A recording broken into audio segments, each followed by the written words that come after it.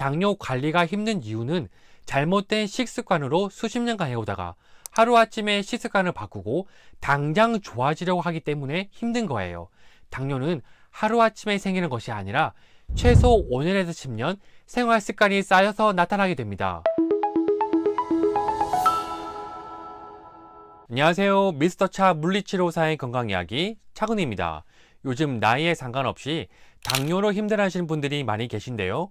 우리나라 당뇨병 환자 수가 점점 증가하고 있기 때문입니다. 여기서 더 중요한 것은 실제로 당뇨병을 진단받는 사람들보다 당뇨 전 단계에 있는 사람들이 훨씬 더 많다는 건데요. 현재 우리나라 당뇨병 환자는 약 600만 명이지만 당뇨 전 단계는 약 1,500만 명을 이루고 있습니다. 그만큼 당뇨 전 단계에서는 명확한 전조 증상이 없어서 대부분의 사람들이 그 증상을 느끼지 못하기 때문에 모르는 경우가 많습니다. 오늘은 당뇨 전 단계와 그에 대한 전조 증상에 대해서 알아보고 당뇨로 인해서 나타나는 여러 가지 대사 질환의 연관성에 대해서 알아보도록 하겠습니다. 핵심은 당뇨를 낫게 하기 위해서 당뇨 관리하는 것이 아니라 우리 몸이 건강한 방향으로 갈 수 있도록 좋은 환경을 만들어주면 우리 몸에서 스스로 이겨내려는 강력한 면역력과 항상성으로 인해 당뇨뿐만 아니라 여러 가지 대사 질환도 이겨낼 수 있고 뇌까지 좋아져 건강이 회복되어 행복한 삶을 살 수 있다고 생각합니다. 당뇨 전 단계는 혈당 수치가 정상 범위보다는 높지만 아직 당뇨병 수치까지는 이르지 못한 상태를 말합니다. 우리가 당뇨라고 언제 진단을 받나요? 병원에서 건강검진을 했을 때 혈당 검사를 하게 되고 검사 결과로 당뇨 진단을 받게 되는데요. 이때는 대부분 위 내시경이나 대장 내시경 같은 검사를 받기 위해서 8시간 이상 공복 상태로 오시는 분들이 대부분입니다. 이렇게 공복 상태에서 검사를 받게 되면 아마 많은 분들이 대부분 정상으로 나오게 될 텐데요. 이 의미는 공복 혈당이 정상이라는 의미입니다. 하지만 이와를 별개로 식후 혈당 수치는 이미 정상에서 벗어나는 경우가 많은데요. 그래서 나도 모르는 사이에 이미 나의 몸 상태는 서서히 당뇨로 진행되고 있는 경우가 생각보다 많습니다. 그리고 이럴 때 내 몸에서 큰 증상들은 아니지만 이미 내 몸에서 조금씩 신호를 보내고 있어요. 그래서 제가 지금부터 말씀드릴 증상들이 복합적으로 나타난다면 본인이 당뇨병이 아닌지 한 번쯤은 의심해 볼 필요가 있습니다. 당뇨병 초기 증상 중에 자주 나타난 것이 바로 체중 증가인데요. 이게 바로 인슐린 호르몬 때문입니다. 인슐린은 우리 몸에서 섭취한 음식물을 에너지로 변환하기 위해 꼭 필요한 호르몬인데요. 우리가 음식을 먹으면 소화기관에서 소화가 되면서 포도당으로 바뀌게 되고 이 포도당이 세포 안으로 들어갈 수 있게 하여 세포 안에서 에너지를 쓸 수 있게 하는 열쇠의 역할을 하는 것이 바로 인슐린 호르몬입니다. 그런데 만약 세포가 건강하지 않아 포도당을 받아들이지 못하거나 이미 세포 안에 포도당이 꽉 찬 상태라 더 이상 포도당을 받아들일 수 없는 상태로 인슐린에 덜 반응한다면, 즉 인슐린 저항성이 생기게 되면 세포는 에너지로 쓸 포도당을 덜 받아들이게 됩니다. 그럼 혈액 속에 당이 늘어나게 되고 당이 많으니 뇌에서는 인슐린이 부족하다고 생각해 췌장에 명령을 내려 인슐린을 더 많이 분비하게 합니다. 이러한 상황이 반복이 되면 인슐린이 너무 많이 분비가 되고 가짜 배고픔을 느끼게 되면서 더 많은 음식을 먹게 되어 그 결과 체중이 늘어나게 되는 것이죠. 그리고 인슐린은 세포가 에너지를 쓰게 돕는 일 외에도 혈액에 당이 넘쳐나면 염증을 일으키기 때문에 어떻게든 포도당을 해결하려고 지방세포나 간의 중성지방으로 저장하는 일을 합니다. 인슐린이 많이 생산되면 췌장에 무리를 줄 뿐만 아니라 지방세포와 간의 에너지가 집중이 되면서 체지방이 늘어나 살이 찌게 되고 간에 중성지방이 쌓여 지방간이 생기는 환경이 됩니다. 그리고 더 이상 췌장에서 인슐린을 만들지 못하는 상황이 되는 것이 바로 당뇨병인 것이죠. 혈액에 당이 많을 경우 약한 관절, 특히 어깨 관절에 석회가 쌓여 팔을 올릴 때 통증을 일으키기 쉽습니다. 혈액에 당이 많을 경우 인슐린을 분비하여 세포 안에 넣거나 남은 당을 지방세포나 간의 중성지방 형태로 저장하게 되는데요. 아침 먹고 간식, 점심 먹고 간식, 저녁 먹고 야식을 계속 먹게 되면 혈액에 당이 넘쳐나게 되고 이러한 상황이 반복이 되면 세포는 더 이상 당을 처리하지 못하고 인슐린 저항성으로 인해 혈액에 당이 넘쳐나게 됩니다. 혈액은 항상 약 알칼리를 유지해야 하는데요. 혈액에 당이 많으면 산성화가 되어 염증을 일으키기 때문에 산성화를 약 알칼리로 중화시키기 위해서 칼슘과 미네랄이 필요합니다. 우리 몸에 칼슘과 미네랄이 많은 곳이 어디일까요? 네, 맞습니다. 바로 뼈입니다. 뼈에서 칼슘과 미네랄을 뽑아내게 되는데요. 혈액에 당이 많아 계속해서 칼슘과 미네랄을 뽑아내는 환경이 된다면 뼈에 구멍이 슝슝 뚫리는 골다공증을 유발할 수 있습니다. 혈액에 칼슘이 많게 되면 혈액에 떠돌아다니다가 약한 관절, 특히 어깨 관절 같은 곳에 칼슘이 침착이 되면서 석회화가 되어 팔을 올릴 때마다 신경을 건드려 통증을 유발할 수 있습니다.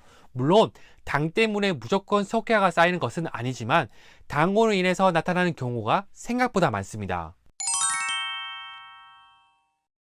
인슐린 저항성으로 인해 세포에 에너지가 잘 가지 않게 되면 몸의 에너지도 부족하게 되고 힘도 나지 않아 피로를 더 많이 느끼게 됩니다. 우리 몸에는 알아서 스스로 움직이는 기관들이 있는데요. 예를 들어 심장이나 신경, 내장기 등이 있습니다. 그런데 에너지가 부족하게 되면 이렇게 항상 움직이고 있는 장기들이 제 기능을 하지 못하게 되면서 부담이 생겨질 수밖에 없고 이로 인해 평소에도 쉽게 피로할 수가 있습니다. 또한 수면의 질이 떨어지는 문제도 있을 수 있는데요. 수면에 꼭 필요한 멜라토닌 호르몬이 장에서 분비가 되고 혈당이 높으면 염증이 발생시키게 되면서 장기를 공격해 기능들을 떨어뜨려 수면에 방해를 줄 수 있습니다. 이렇게 생긴 수면 문제 때문에 잠을 아무리 많이 자도 컨디션이 회복되지 않고 피로감이 심해질 수밖에 없고 이러한 생활이 반복이 될 경우 일상생활에서 만성 피로를 느끼게 되면서 삶의 질이 떨어지게 됩니다. 그 외에도 혈액순환이 잘 되지 않아 손발이 저릴 수가 있고 눈이 침침하고 흐릿하게 보이는 증상들이 나타날 수 있습니다. 혈액에 당이 많아 인슐린 저항성이 생기게 되면 당뇨뿐만 아니라 고지혈증, 고혈압, 골다공증, 심근경색, 뇌졸중 등과 같은 여러 가지 질환들이 나타날 수 있는데요. 이러한 질환들이 각각의 이유에서 나타난 것이 아니라 혈액에 당이 많아 인슐린 저항성이 생기게 되면서 나타나는 하나의 질환입니다. 간단하게 말씀드리면 고지혈증은 혈액에 당이 많으면 염증을 일으키게 되고 이 염증은 혈관벽에 상처를 내게 됩니다. 우리가 넘어져서 상처가 생기면 어떻게 하나요? 상처를 치료하기 위해서 연고도 바르고 밴드도 붙이게 되죠. 혈관벽도 마찬가지입니다. 혈관벽에 상처가 생기면 치료하기 위해서 콜레스테롤 LDL을 분비하여 상처를 치료하기 위해 밴드를 붙이는 것처럼 혈관벽에 패치 작업을 하게 됩니다. 당이 많아 염증이 많이 생겨 혈관벽에 많이 손상이 되면 그만큼 LDL이 많이 분비가 되고 그럼 혈관벽에 콜레스테롤이 많이 쌓이게 되고 수치가 높아져 고지혈증 약을 처방받게 됩니다. 이렇게 혈관벽에 콜레스테롤이 많이 쌓이게 되면 혈관벽이 좁아지게 되고 좁아진 혈관벽 사이로 혈액이 흐르기 위해서는 더 많은 압력이 필요하게 되는데요. 이는 심장에 무리를 주게 되면서 혈압이 올라가게 되고 결국 고혈압의 원인이 될 수 있습니다. 또 혈액에 당이 많으면 산성에서 약 알칼리로 중화시키기 위해 칼슘과 미네랄을 뼈에서 뽑아내게 되면서 골다공증을 유발할 수 있고 칼슘은 경화시키는 특성이 있기 때문에 혈관벽이 손상을 받아 콜레스테롤이 쌓인 곳에 같이 칼슘이 쌓이게 될 경우 혈관을 딱딱하게 만들어 혈액순환을 방해할 수 있습니다. 그리고 심장으로 연결되어 있는 혈관에 찌꺼기나 콜레스테롤이 쌓여 막으면 심근경색을 유발할 수 있고 뇌혈관에 쌓이거나 막으면 뇌졸중과 같은 뇌질환을 유발할 수 있습니다. 이렇게 넘쳐나는 당 하나로 인해 여러 가지 질환을 유발할 수 있기 때문에 당뇨, 고지혈증, 고혈압, 심근경색, 뇌졸중, 골다공증을 따로따로 나눈 것이 아니라 하나로 보는 관점이 정말 중요합니다. 당뇨는 있는데 고지혈증, 고혈압이 없다고 해서 안심할 게 아니라 다른 질환이 나타나는 것은 시간 문제입니다. 다른 질환보다 당뇨가 조금 더 빨리 나타났을 뿐인데요. 이를 해결하기 위해서는 약에 의존하는 것이 아니라 당이 많아지는 환경을 줄이는 것이 정말 중요합니다.